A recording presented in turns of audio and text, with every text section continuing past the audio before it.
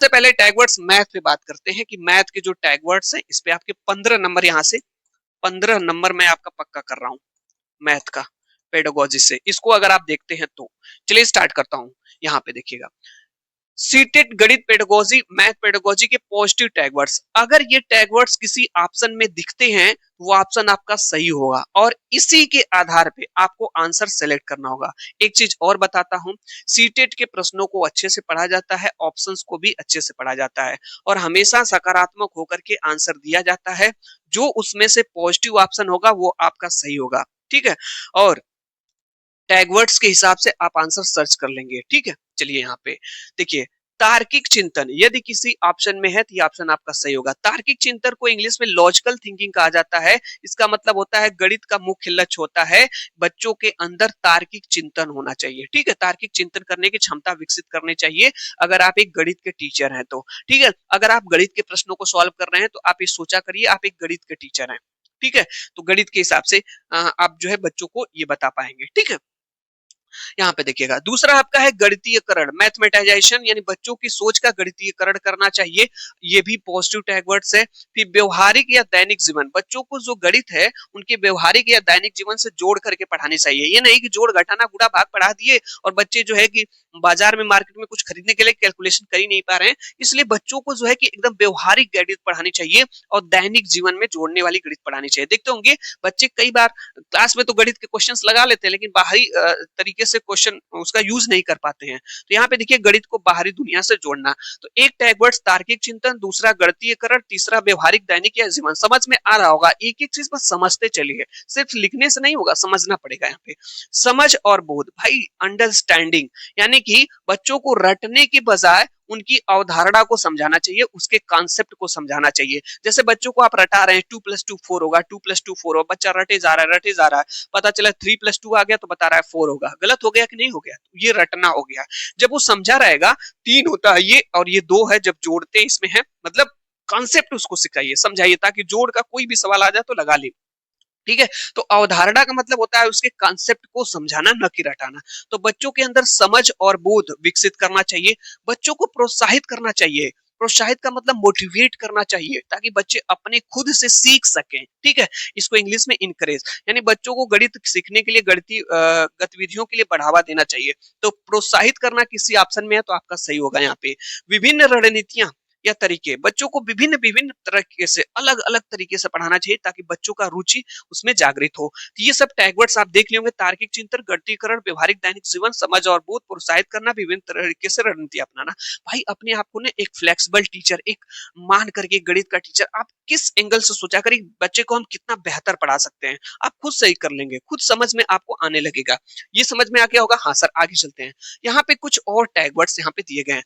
अवसर, बच्चों को ज्यादा से ज्यादा अवसर देना चाहिए, ठीक है, यानी ताकि बच्चा खुद से किसी चीज को खोजने और हल करने की, सॉल्व करने की उसको बच्चे को मौके मिले, अपॉर्चुनिटी मिले। तो जिस ऑप्शन में अवसर रहेगा बच्चे के लिए अवसर, ये ऑप्शन डेफिनेटली सही होगा, ठीक है। यहाँ पे देखिए त्रुटियां, त्रुटियां त्रुटियां क्या होती हैं? सीखने का हिस्सा होती हैं या खिड़की मानना, यानी कि गलतियां जो होती हैं बच्चों से, जब बच्चे कुछ सीखते हैं, गणित के प्रश्न लगाते हैं, सीखते हैं, तभी तो त्रुटियां होती हैं। तो ये इनके सीखने का हिस्सा मानना चाहिए, ना कि आपको गलत समझना चाहिए। बच्चे ने गलत कर दिया तो उसको दंड दे रहे हैं, पीट रहे हैं, ऐसा कुछ नहीं है। त्रुटियां बच्चों के सीखने का हिस्सा होती हैं, ये पॉजिटिव टैग वर्ड्स होता है, ध्यान रखिएगा।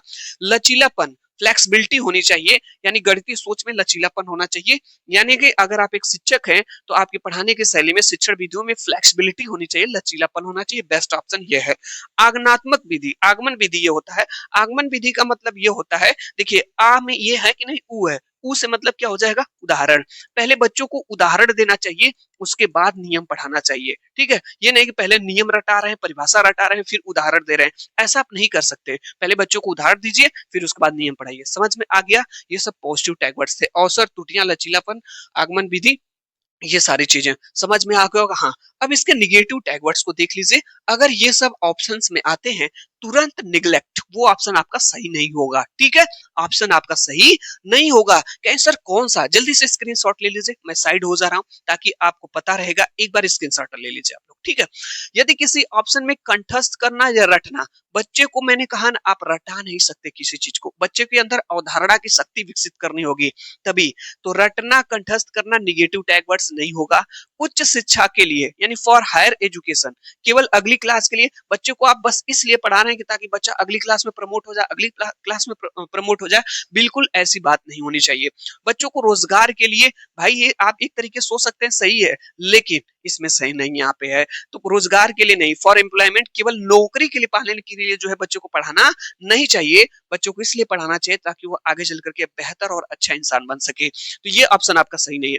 केवल ऑप्शन नो, मात्र और ही, बहुत ही फेवरेट माइन्यूट चीज देखिएगा, अगर किसी ऑप्शन में ही आ जाता है, कोई वाक्य चल रहा होता है उसके बीच में ही दे देता है, तो ये नेगेटिव होता है, याद रखिएगा। मात्र केवल, निगेटिव नहीं होगा सर। कठोर अभ्यास से, बच्चे को आप केवल कठोर अभ्यास से नहीं पढ़ा सकते आप, यानी कि बिना समझे बार बार एक ही सवाल को आप समझा रहे हैं, बार बार एक ही सवाल को दे रहे हैं, तो ये कठोर अभ्यास हो जाएगा। बच्चे को इस तरह से कभी नहीं आप पढ़ा सकते। ठीक है, चलिए। कलन विधि, कलन विधि का मतलब केवल स्टेप रट करके सवाल हल करना। जैसे आपने कुछ बच्चे को क्वेश्चंस दिया और आपने बच्चा उस क्वेश्चन को रट लिया, स्टेप बाय स्टेप रट लिया, पता चला दूसरा कोई क्वेश्चन दे दिया गया, बच्चा उसी स्टेप को रटा है, लिख दिया, तो ये नहीं चलेगा, ये कलन विधि में नहीं होगी। और ग्रेडिंग के माध्यम से बच्चों को रैंकिंग देना, नंबर देना, ये सब चीजें गलत होती हैं। ये आपका निगेटिव टैग वर्ड है, ध्यान रखिएगा मेरे भाई, बहुत ज्यादा इंपॉर्टेंट चीज बता रहा हूँ। बहुत सारे प्रश्न आपके होंगे, आप सही करने ले जाएंगे, बस इन सब चीजों को समझ जाएंगे एक बार, तब मेरे समझाने से कुछ नहीं होगा, एक बार आप समझिए अपने मन से इन सब चीजों के बारे में। ठीक है, कौन सा निगेटिव चीज है, कौन सी पॉजिटिव चीज है, यहाँ पे समझ में आ गया। ये निगेटिव टैग वर्ड्स थे मैथ के। 15 नंबर आपके पक्के हो सकते हैं सिर्फ इन चीजों को ध्यान पे रख करके, अगर आप करते हैं तो 15 के 15 आप सही कर लेंगे पेडागोजी में।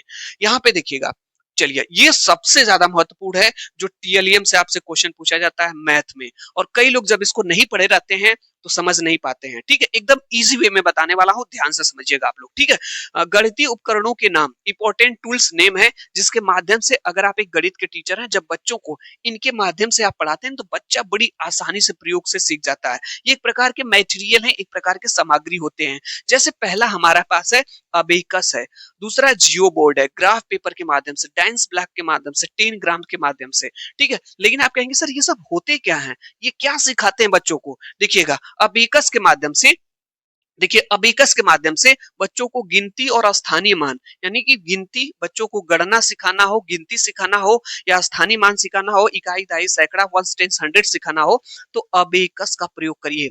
अबेकस एक प्रकार की सामग्री होती है, इसमें बच्चा बड़ी आसानी से सीख पाता है, एक प्रकार का टीएलएम है ये। ठीक है, समझ गए होंगे। अबेकस पूछा जाता है, अबेकस का प्रयोग किसको होता है, गिनती, गणना और स्थानीय मान। यहाँ पे दिया है जियो बोर्ड। जियो बोर्ड क्या होता है, जैसे बच्चे जब आगे जाते हैं तो उनको समझ में आता है, जियो बोर्ड का मतलब समझ रहे हैं, जी से ज से जियो बोर्ड, ज से ज्योमेट्री, ज से जियो बोर्ड, ज से ज्योमेट्री। ज्योमेट्री मतलब ज्यामितीय आकृतियां। जैसे बच्चों को 2D के शेप्स के बारे में पहचान करना है। 2D शेप्स क्या होते हैं, जैसे वृत्त हो गया, आपका वर्ग हो गया, आयत हो गया, समचतुर्भुज हो गया। ठीक है, ये सब आपके क्या है, 2D आकृतियां। अगर इनके बारे में बच्चों को सिखाना है तो आप जियो बोर्ड का प्रयोग करिए। यह एक प्रकार की सामग्री होती है, बच्चा इससे बड़ा बेहतर तरीके से रुचि पूर्वक सीखता है। समझ में आ गया जियो बोर्ड? हाँ सर समझ में आ गया।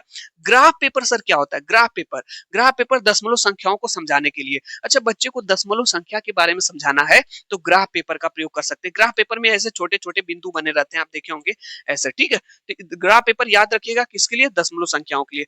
डाइंस ब्लॉक का प्रयोग जो है जोड़, घटाव और स्थानीय मान के लिए। तो जोड़, घटाव और स्थानीय मान के लिए डाइंस ब्लॉक का प्रयोग किया जाता है, और 10 ग्राम का प्रयोग जो है स्थानिक समझ के लिए जो है इसका प्रयोग किया जाता है। तो याद रखिएगा, एक बार स्क्रीनशॉट ले लीजिए, समझ लीजिए, एक बार अच्छे से ध्यान में रखेंगे, आप कर ले जाएंगे, हर क्वेश्चन कर ले जाएंगे। ठीक है,